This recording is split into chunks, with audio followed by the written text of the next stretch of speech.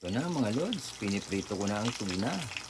3 piraso lang yan mga lods, 180 na yan. Good morning mga lods. Sarap nito, tuna.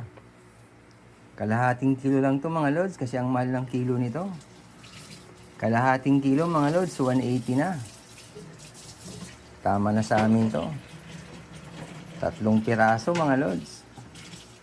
Piprituhin ko to mga lods. Tuna. Yan.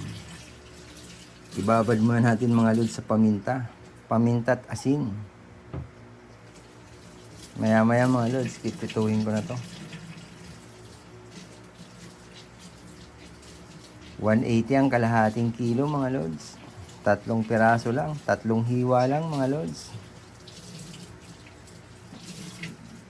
Ganon siya katindi mga lods.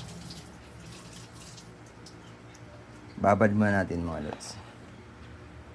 Babad muna natin sa paminta at asin. Ito na mga lods. Piniprito ko na ang tuna. 3 piraso lang yan mga lods. 180 na yan.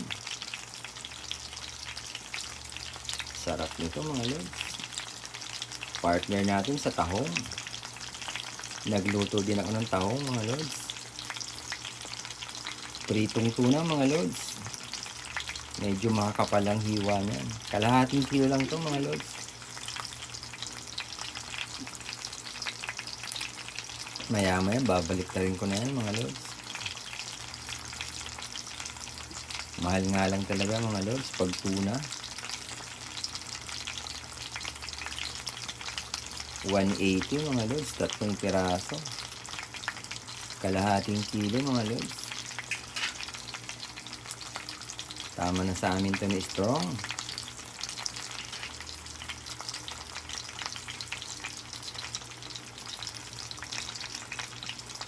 Alalay lang ang apoy mga lods para hindi madaling masunog. Inaalalayan ko lang ng apoy.